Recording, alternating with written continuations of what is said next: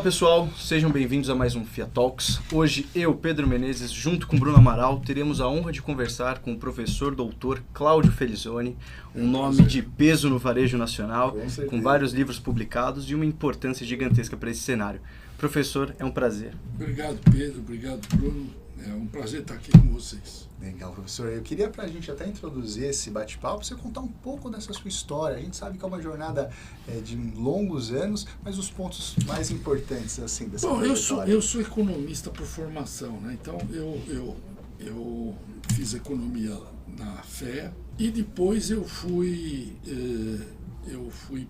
para o departamento de administração e lá eu fiz a minha carreira acadêmica na FEA. Entrei como professor em 1986, fiz minha livre docência, a carreira começava já, e hoje assim como doutor, então já era doutor, fiz a livre docência e anos depois obtive a titularidade. Em 1991, eu fundei o PROVAR, Programa de Administração de Varejo, no âmbito da Fundação Instituto de Administração. E foi um programa que eu acho que foi um programa seminal, porque naquela época, é bom lembrar, que nós tínhamos uma inflação estratosférica, né? Uma inflação que chegou próximo do Plano Real, a casa quase de 100% ao mês, que vocês não assistiram isso aí, mas os pais de vocês sabem bem dessa condição devastadora. E o varejo, as atividades de varejo na FEA eram muito pouco exploradas, não é? E eu, juntamente com o professor José Augusto Giesbrecht da Silveira, resolvemos então fundar um programa de varejo. Dizer, por que isso aconteceu? Bom, isso aconteceu porque lá atrás surgiu a possibilidade de se fazer um curso para a IBM, e a IBM tinha uma preocupação de fazer alguma iniciativa na área de varejo. Fizemos então um curso para a IBM para o varejo. Era um curso de 40 horas, 30 horas. Né? E naquela oportunidade nós vimos o seguinte: olha, não tem nada aqui na FEA e não tem nada em lugar nenhum aqui, nem nas outras escolas que concorrem conosco, nessa área de varejo e distribuição. E nós vimos pela literatura, etc., que lá você tinha um espaço enorme ocupado lá fora, exatamente com essa ideia do retail, né? Então, aí resolvemos lançar um programa que tinha um conjunto de competências, educação era uma delas. Baseado nesse curso, nós imaginamos aí desenvolver um programa mais continuado na área de varejo e uma área de dados e informações que nós achamos extremamente importante. Desde o início, o PROVAR sempre teve uma preocupação muito grande em se comunicar, principalmente por meio dos veículos de comunicação, a imprensa escrita, rádio, televisão, sempre. Isso foi uma direção que nós seguimos desde o início. Então, esse banco de dados, publicações, lançamos um reading retail em varejo, que se chamava Varejo Competitivo. Nós chegamos a fazer uns 25 livros pela editora Atlas, alguns deles estão aí.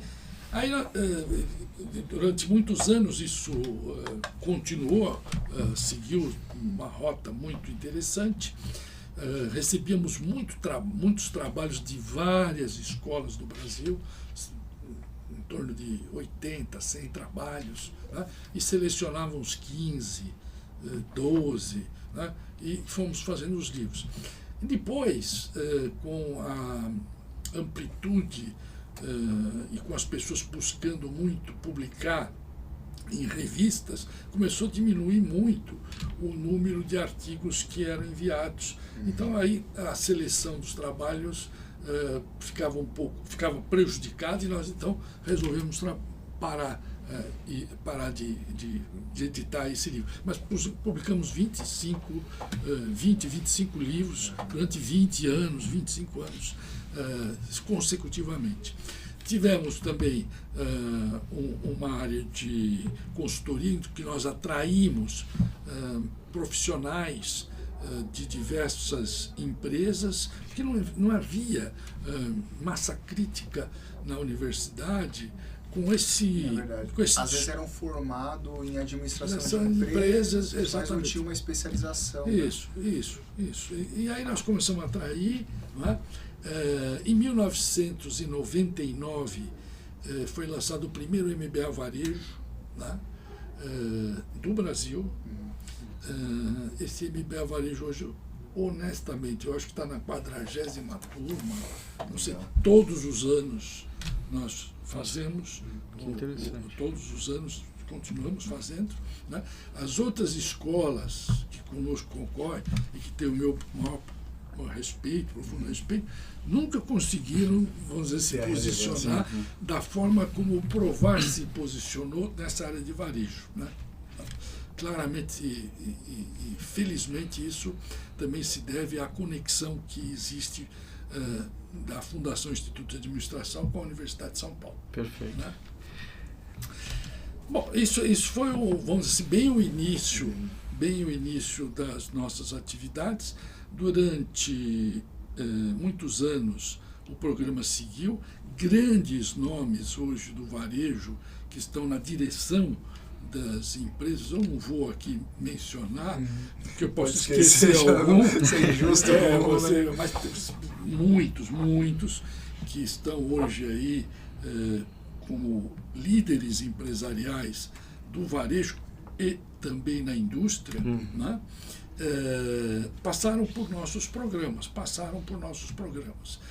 Fizemos um programa que é muito bem sucedido e existe até hoje, que é um programa com a ABF, Associação Brasileira de Franquias. Lançamos um primeiro programa de formação de profissionais para a área de franquia. E continuamos envidando muitos esforços com a área de pesquisas, relações internacionais, com universidades na Inglaterra, com a Manchester Business School, com universidades nos Estados Unidos, em Portugal, hoje nós temos também, né, e que nós até hoje não de uma forma tão continuada por conta do câmbio, etc., e do impacto que isso tem no orçamento das pessoas, mas temos levado executivos para a Europa, né, e para os Estados Unidos para programas programas internacionais. Nossa, sensacional saber um pouco mais essa história do Provar. E hoje então, professor, só para que a gente possa entender um pouco melhor, o Provar é um núcleo de excelência que existe dentro da FIA. Isso. Então, o que aconteceu? Então, o Provar é um programa dentro da FIA, assim como você tem outros programas fantásticos aqui na FIA, que você tem o Progesa, você tem o Progep, né? Você tem o Pensa, tem o Labdata, né? Não deixa eu esquecer nenhum. Um vai ajudando o outro. Eu vou achar que eu esqueci. Né? E aí, o Provar é um desses programas. Certamente, eu tenho a impressão que os programas que são liderados pelo professor Isaac, pelo professor aqui Esbraja, o professor que não está mais aqui, o professor Jacques, eu acho que são pioneiros na formação de programas. Mas o Provar é um dos primeiros programas, depois veio o LabFin, né? Mas o Provar antecedeu. O Provar é de 1991, eu tenho a impressão que o LabFin é de 1994, 93. Poucos anos. Poucos anos depois. Então, é um programa da FIA. Sim. Da FIA, tá? Então, o Provar não tem CNPJ. Tá? O que aconteceu? Ao longo dessa trajetória de 25 anos, né? Que o IBEVAR tem, acho que 8 ou 9 anos, surgiu a ideia de conectar de forma mais próxima todas essas pessoas que passam e passaram pelos programas do Provar. E aí surgiu a ideia de emular a mesma experiência que aconteceu na área de finanças com o IBEF. Falou, por que nós não fazemos um IBEF do varejo? Né? Instituto Brasileiro de Executivos de Varejo e Mercado de Consumo, assim como tem. E aí surgiu o IBEVAR. Surgiu o IBEVAR. Não né? tem como lembrar de Cláudio Felizoni e não lembrar do IBEVAR. É verdade. Pois é. Então aí nós fundamos o IBEVAR. Fundamos o IBEVAR. Que ano que foi isso, professor? Então, eu acho que o IBEVAR, eu não tenho preciso isso, mas eu acho que o IBEVAR tem uns 10 anos. Tem uns 10 anos. Tá? E hoje ele caminha sozinho, né? Tem uma inserção muito grande na empresa, tem uma parceria com o Provar e com a FIA, com o Progep, né? Com o Progesa, e como é que essa parceria se materializa efetivamente. Bom, no caso do Provar, são muitas pesquisas que o Provar realiza com recursos do próprio IBEVAR, né? Hoje o IBEVAR desenvolve 40 pesquisas por ano. 40. Então a gente pode deduzir então que o IBEVAR é um centro de pesquisa voltado para o varejo. É isso hoje. É um think tank. É um think tank na área de varejo. Tá? E hoje nós temos essa estreita relação com a FIA. No fim, o IBEVAR sucedeu o Provar, mas o Provar existe. Né? Se relaciona, além do Provar, com o Progesa, com o Progep e com outros programas. Por exemplo, nós vamos ter o ranking IBEVAR-FIA.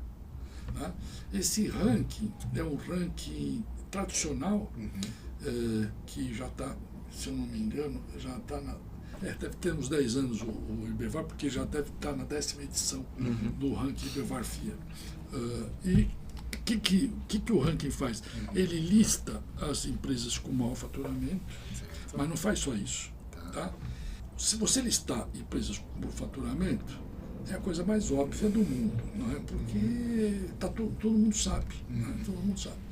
Além do ranking das maiores empresas, nós listamos só 120 e não mais que 120, porque 120 representam aproximadamente 30% de todo o consumo de bens, excluindo automóveis, partes e peças e combustíveis, representa aproximadamente 30%. Então, não precisa mais do que isso para você capturar a dinâmica desse mercado.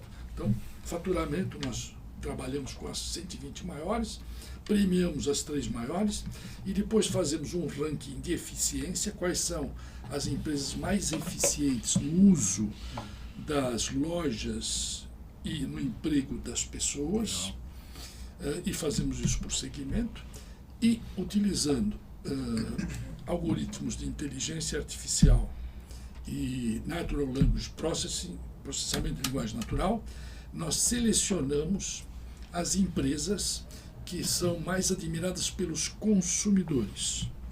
E também, com a parceria com o Progep, selecionamos as empresas mais admiradas pelos colaboradores, que é o foco do programa de gestão de pessoas, gerido pelo meu colega, professor André Fischer, e pelo professor Joel Dutra.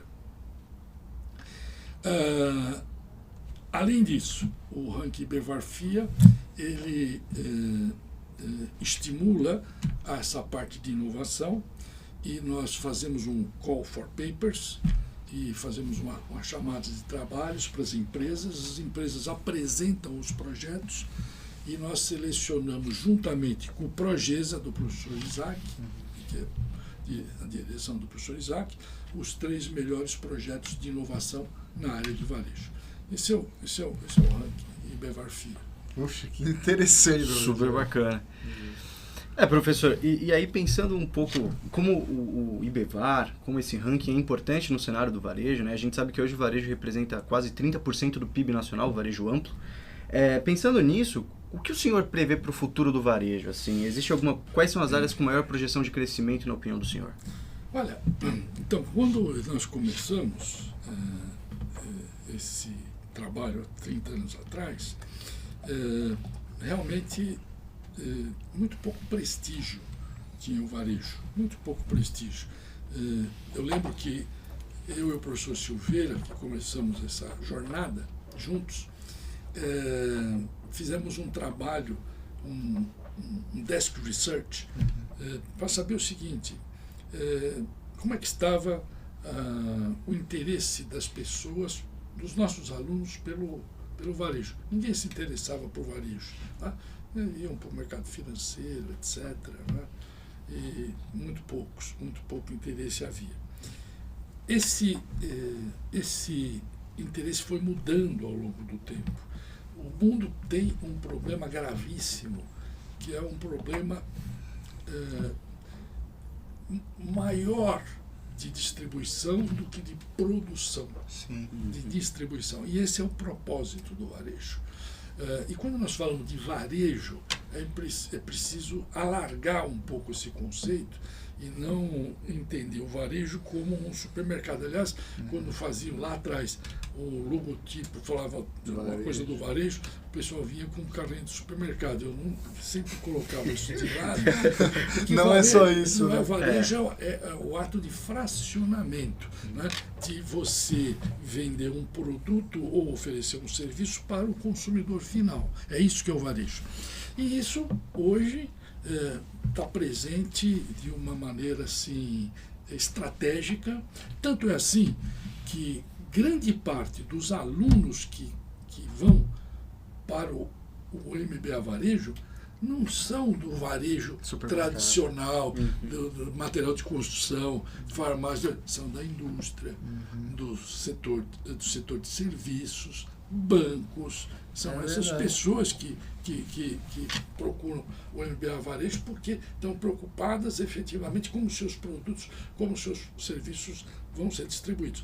E o varejo passa por um processo de transformação já há muito tempo, não é agora, mas certamente a pandemia acelerou muito esse processo de transformação, ganhando um espaço crescente e cada vez mais importante a distribuição por meio do digital.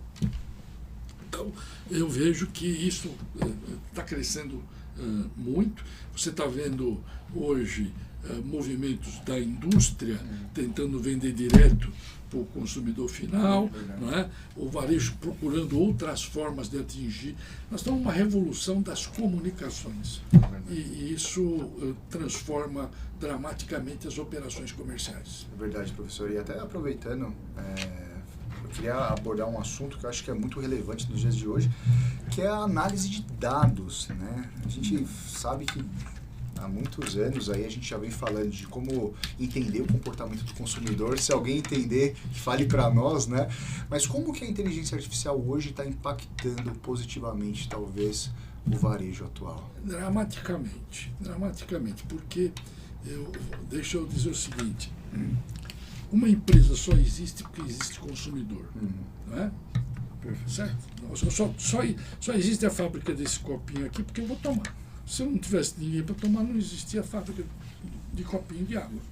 Então, assim, o consumidor é a mola que puxa toda a cadeia. Diferentemente do passado, hoje, os algoritmos de inteligência artificial, a potência disso, nós ainda não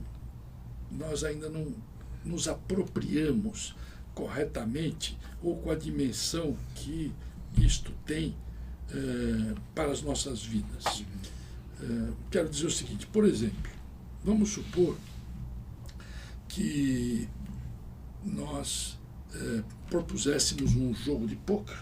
Você joga pôquer? Já sabe jogar pôquer? Muito bem, joga de pôquer. E a ideia é a seguinte, vamos fazer um exercício. O jogo de pôquer vai ser para eu avaliar, né? Para nos avaliarmos o grau de ousadia a partir desse jogo, tá? Do Bruno, do Pedro, do Cláudio, jogando pôquer. Aí eu vou lá e dou um cacife para você, cacife, né, de feijãozinho. Feijãozinho. Você aposta. Aposta, feijãozinho. Tá bom. Esse é um jogo. Agora eu tiro o feijãozinho. Falo, Pedro, põe o seu dinheiro. Bruno, põe o teu dinheiro, eu vou pôr o meu dinheiro. Muda. A conversa é outra. Né? Mudou, certo? Então o que acontece? As pesquisas de opinião são boas, feitas com os cuidados que são recomendados pelas técnicas estatísticas, elas trazem resposta. Mas é a aposta de feijãozinho. Não é o que você fez. É o que você disse que faria. É o produto que eu digo que escolheria. Quando você põe o dinheiro de verdade, é aquilo que você fez. E os mecanismos de inteligência artificial são capazes de capturar em grande volume de informações. Então, por exemplo, né, o ranking em Bevar-Fia, o que você faz? Você não vai capturar, você não vai fazer um questionário. Você acha que a empresa A, qual das empresas é melhor? A, B, ou a C ou a D? Não. O que você disse que referenda a A, a B, a C ou a D? É a manifestação espontânea. Sim. A manifestação espontânea dos indivíduos. Isso é o que a inteligência artificial é capaz de fazer, utilizando também os mecanismos de processamento de linguagem natural.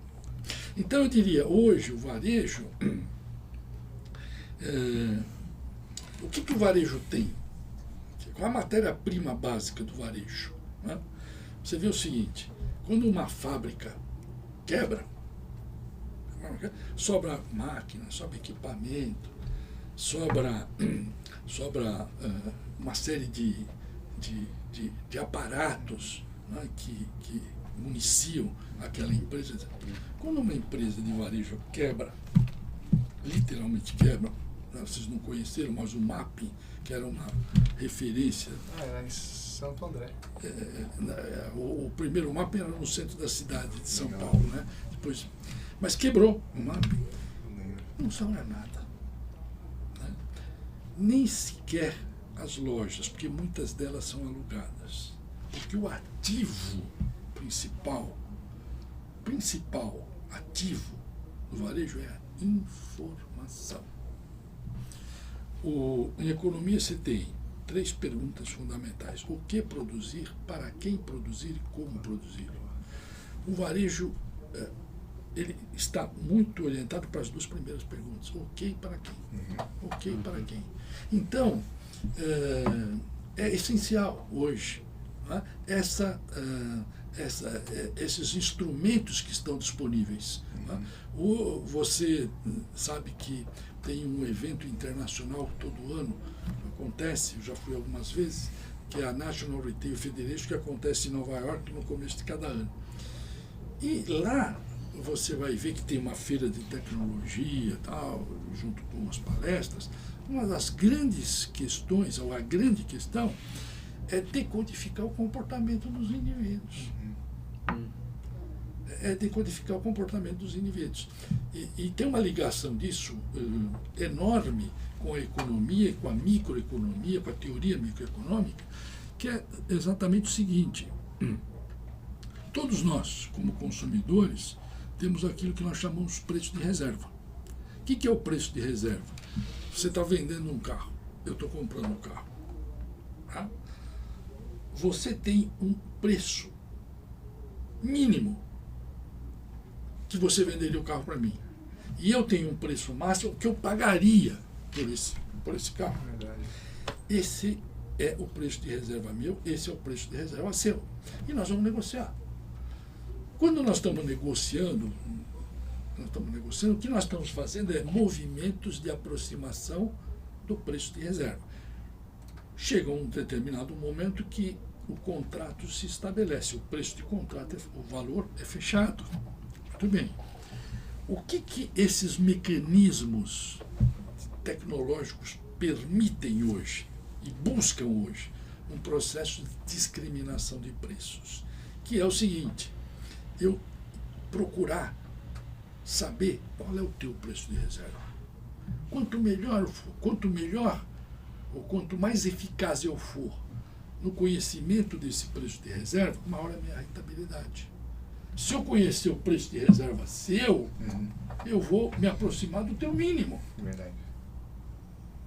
E o que acontece hoje? Por isso que, por exemplo, os programas de fidelidade, cartãozinho, etc., eles valem muito mais pela informação que você está dando do que propriamente o varejo acreditar que você vai ser fiel. Verdade.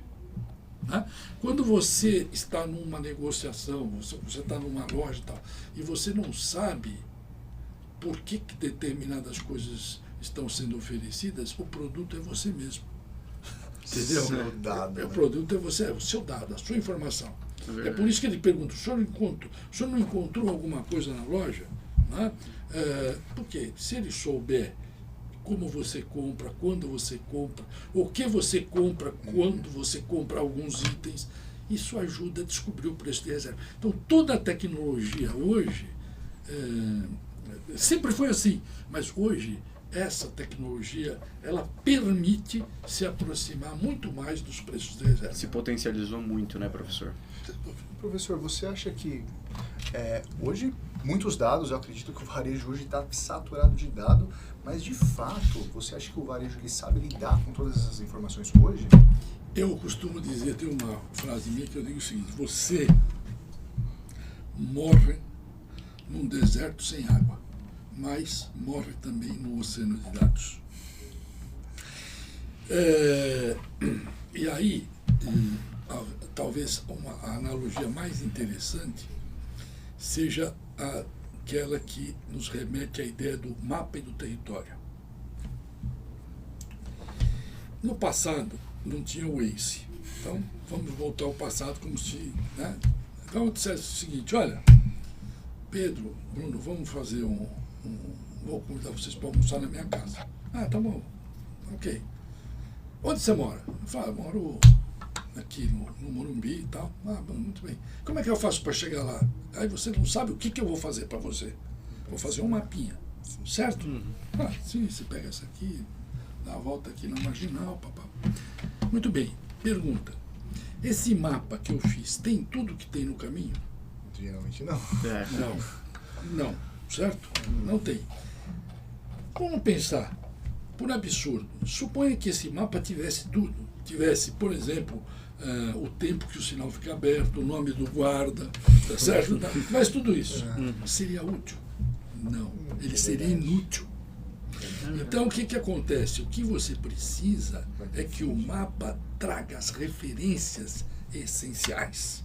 O que você falou é absolutamente correto. Então, hoje, o que acontece? Quando você passa num check-out, praticamente sua alma foi fotografada lá. O que você faz com isso? Muito pouco ainda. Muito pouco ainda. Né?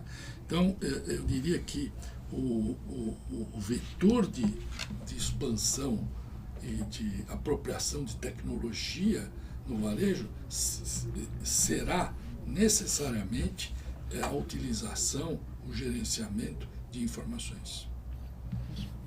Então essa daí basicamente é uma grande profissão aí a ser explorada. Um espaço enorme cientista de dados, não é? De pessoas com essas habilidades de movimentação nessas áreas quantitativas que permitam a decodificação de informações importantes que estão no banco de dados e que precisam ser mineradas. Perfeito. Não é só a quantidade, mas também a qualidade, né? Com certeza. Exatamente. Exatamente. E o que o senhor falou foi fantástico, né? Que inclusive a gente ia abordar um tema muito similar a esse, que seria o que uma empresa precisa ter hoje em dia nesse cenário tão competitivo e tão repleto de informações para poder se destacar e fidelizar o cliente. E eu acho que o senhor abarcou isso muito bem nessa última explanação. Eu vou te dizer o seguinte, quando falam isso a respeito de competitividade, tem um livro que é o livro do Bezanco, de estratégia competitiva, que fala o seguinte, que o mais importante é você estabelecer diferenciais não emuláveis, não facilmente emuláveis. Tá? Um exemplo para vocês terem em conta é o seguinte, também vocês não devem ter visto essa situação, porque são muito jovens, mas no passado, aqui no aeroporto de Congonhas, a TAM, que não era Latam, era TAM, do comandante Rolim, ele que fundou essa empresa, instalou numa área do aeroporto de Congonhas um saguão para receber os seus clientes. E lá pôs Petit Four, Coca-Cola, Guaraná, Jornal do Dia, tinha um cara tocando piano, estendia um tapete vermelho do saguão até a aeronave. Tá bem? E foi assim. Naquele tempo, a empresa, uma empresa aérea brasileira, era a Varig, que tinha como subsidiária a Rio Sul, que fazia os voos domésticos. Quanto tempo a Rio Sul precisou para tentar fazer a mesma coisa que o comandante Rolim estava fazendo? Acho que foram uns 8, 9 meses. Aí a Rio Sul fez exatamente a mesma coisa. Então, assim, o que aconteceu com o tempo? A primeira coisa que fizeram, mandaram o pianista embora. Aí, em vez do Petit Four, tiraram o Petit Four, tá certo? Botaram uma bolachinha. Depois tiraram a Coca-Cola, Guaraná, botaram suco. Tá certo? E assim foi. E não tem mais nada. Por quê? Porque aquilo é facilmente emulável, é facilmente copiável. Sim. Quem gosta de futebol, né, sabe o seguinte, que você vê muitas vezes um comentarista fala assim, esse técnico é bom de vestiário. Já ouvi isso aí, bom de vestiário. Sim. Por quê? Porque é o seguinte, é muito interessante. O futebol antigamente era jogado com posições fixas. Tinha o ponto esquerdo, ponta direito, centroavante, back central. Era assim que era jogado. Né? Vou falar uma coisa para vocês que você vai achar o fim da picada, mas eu vi. No Vale do Anhangabaú, acho que foi a Copa, não sei se foi 58, 62, acho que 62. Os caras puseram sabe onde tem a passarela? Aquela passarela embaixo. Sim. Puseram um retângulo representando o campo de futebol, certo? Então você olha, muito bem, era um campo de futebol, e a Copa rolando, o pessoal com o radinho vindo, botava o radinho aqui, radinho de pilha, certo? E a luzinha ia acendendo conforme Aonde a posição da bola. A posição da bola. E o pessoal ficava vendo aqui. O pessoal vendo aqui. Então, o que eu quero te dizer é o seguinte, como as posições eram fixas, todo mundo jogava. Primeiro que mudou isso foi a seleção da Holanda, o carrossel, né? A laranja mecânica, que mudou a concepção de futebol, que hoje vigora. É uma coisa que você olha e fala assim, isso eu estou vendo como é que é. Então, aquilo que eu estou vendo é mais fácil de eu copiar. Mas aquilo que está no vestiário, eu não vejo. Então, eu te digo o seguinte, qual é o fator diferenciador fundamental para o varejo? Não é a loja, é o que eu faço atrás da loja. Nossa, genial, professor. Professor, hoje tem empresas que cuidam desses dados? Você diz... Por exemplo, a Nielsen é uma dessas empresas? Ela é uma fornecedora de... Ela é uma fornecedora de dados. A Nielsen é uma fornecedora de dados. Agora, eu acho que tem poucas empresas ainda que aportam inteligência aos dados. Inteligência aos dados. Assim, sem querer fazer proselitismo, mas no ranking Belvar Fiat nós procuramos fazer exatamente isso. Olha só, essa é a fonte correta. Com certeza. Poxa, professor, muito obrigado por esse bate-papo. Eu que agradeço. De verdade, gente... Eu acabei de esquecendo de falar que eu tive muito orgulho de presidir a FIA por 10 anos. Verdade, em 91? Até 2010, eu acho que foi o final do mandato. De 2000 a 2010. Puxa, velho, a gente viu no LinkedIn do senhor, a gente também a gente deveria ter abordado isso. Não, mas é que eu fiz questão de dizer porque eu tenho muito orgulho. É verdade, e a gente como aluno, a gente tem muito orgulho de estar aqui, de alguma forma representando a graduação. E com certeza esses bate-papos, professor, de verdade, enriquece muito, encoraja muito a gente a tentar fazer a diferença, principalmente nesse mercado tão competitivo. Olha, né? eu vejo sim, vocês assim, com esse elan, esse interesse, é um grande prazer, porque isso mostra que a FIA tem futuro. Com certeza. Ter pessoas assim tão interessadas, estão dispostas a fazer, certamente projetará a FIA no futuro próximo. Muito Ainda obrigado. mais. Com certeza. E para fechar, né, Pedrão? Com certeza. Professor, que dica que você daria para os graduandos? Olha, eu digo sempre o seguinte, eu vou dizer uma coisa que eu digo para minhas filhas, que eu acho que é a coisa maior, para os meus netos, né? Hoje eu tenho netos. Se dissesse o seguinte, eu vou nascer, certo? Vou nascer, e Deus chega para mim, põe uma garrafinha e tem 2 produtos aqui. Um produto é inteligência e outro é determinação. Fala, olha, completa aí a garrafinha tua, que você vai com essa garrafinha lá para baixo, certo? Eu iria falar o seguinte para ele, faz o seguinte, bota um tanto de inteligência, mas em top de determinação. Nossa, que legal. Que bacana, professor. Tá bom? Então, perfeito. Já temos a lição de casa. Com certeza. Determinado. Professor, eu agradeço a oportunidade. Muito Muito obrigado de pela verdade, presença foi um do prazer estar contigo. Viu, professor? Obrigado, Bruno, obrigado.